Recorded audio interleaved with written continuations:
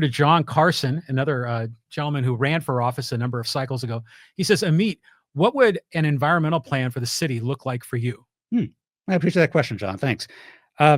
So if you look at the environmental plans of other cities, basically what they do is they lay out your city's calculated greenhouse gas emissions totals, right? You take into account whatever industries in the city, whatever businesses, city government, residents, vehicles, traffic. And you can actually, Sandag has a pretty good model, and you can actually try to come up with a number of what your city produces on average. And what you want to do is basically say, what is our target for this? And, what are we trying to get to? If we want to be, if we want to be environmentally responsible, if we want to do our part, just like every other jurisdiction has to do its part, to help reduce greenhouse gases, which we know are scientifically proven to be causing, climate change and catastrophic weather events, right? I mean, that's not a question anymore. If we agree on this, we need to do something about it. We can't just sit back and say, let everybody else do all the work, and we're just going to sit here and do nothing about it. So if we want to play our part, we set a goal, we set a target. And then our plan outlines ways to achieve that target. And then this is a chance for us as a city to say, all right, here are ways that we want to achieve that target in ways that are palatable to us, that we can do, that are benefits to the community, rather than getting to a point where it's an emergency and we don't have a choice anymore in how we do that. And so there are things like electrification of more city buildings. Does the city invest in putting in more charging for electric vehicles in public spots? Do we, look at electric buses? Do we look at solar panels, in city managed solar panels on large areas? There are some cities that are looking at solar panels on top of their water reservoirs.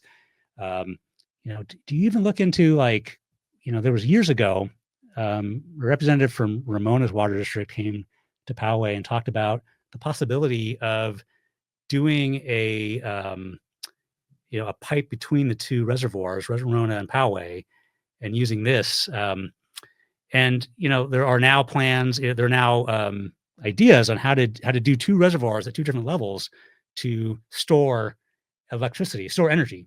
Right. Oh, yeah. By using solar to raise a level at one time and then running it back down and running, a generator or turbine, at night. And we're set up for something like that, right? To at least look into it. So that's the sort of stuff that a plan starts to take into account, right? To say, okay, let's look at all these different ideas out there. We can actually put numbers on how much, a reduction we would get, and let's put them together and let's look at the costs and say, are these costs palatable, and how are we going to get there, and how are we going to do our part? Well, the city is already doing some stuff, right? I mean, I know the city has solar panels powering some buildings. I don't know to what extent. I remember they were putting in LED lighting along some of the street lights. Yeah. You think that you could at least check a box on a climate action plan on what you're already doing. It may not be as robust as some other city plan. But is your sense that we're not doing it because of leadership on the city council? And is there an objection to a green agenda, or what is it? Well, this may be a partisan approach, right? But I do think that there's probably ideology playing into that a little bit, right? I remember back when Dave Grush was on council, he and I sat and talked about this for a while. And, I remember around that time, there was a town hall, and, council members, candidates were asked specifically about climate change. And there really were not a lot of ideas and not a lot of discussion at that time about Poway's role in working to help everyone prevent, runaway climate change. I think the conversation went towards really fire, which, catastrophic wildfires are a part of what's happening. But I think it went down to just, how do we put fire mitigation in place, and how do we make sure that our firefighters have the best tools, which are not bad things, of course, but those are sort of after the fact. Yeah, I mean, I think that there's probably, some resistance to treating it like an emergency, or treating it like a critical issue. I think that there's um, resistance to wanting to spend money on a solution, right? And maybe a belief that there's not much that we can do as a city. Like, you every now and then, right, we'll hear someone say, you know, if I spend all this money and we reduce our emissions, China or India are just going to, whatever, burn coal, and therefore, why does it matter, right? Like, all I've done is hurt myself.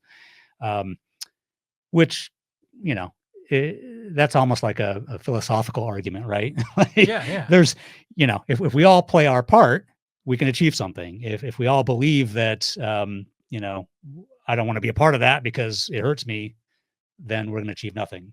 Right? Well, you think that they could justify some of it strictly on a cost savings basis. Mm-hmm.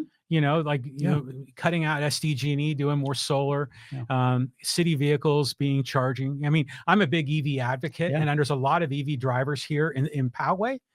I mean, we have a story we can tell. We may not be like, a liberal enclave that wants to hug every tree, but I think there's a story that could be told. And Yeah. I think there's a plan that could be made Right. that would work. And frankly, I don't know, would the city even get financial benefit from federal or state sources? Right. I believe so. Yeah. I think, not only like Sandag locally, but, I would think that the federal government and state of California makes available grants to help cities do some of these, climate related actions, or to put in place, different efforts. And so, there are grants out there. There are grants that are available, and the city leaves them on the table if it's not interested in going down this route. But the money from those grants comes from us. That's true. It's our money, right? It's Poway money, Right. And so if it's on the table, they should be taking it, in my opinion. You got to respond to the incentive structure. I mean, we can discuss the political argument, but if there's money on the table, they'll take it. Yeah. And to your point about, like, there are things that we're doing already, right?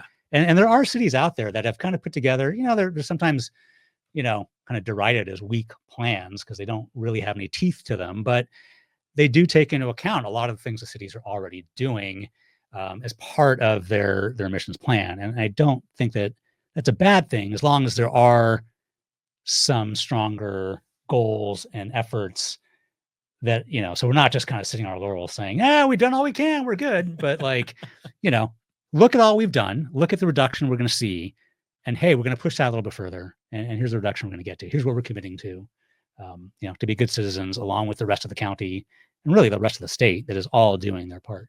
Yeah. I mean, think about how many private homes have solar panels. I mean, you can just add them up, and you have some pretty interesting data to go over. Yeah, absolutely. Now,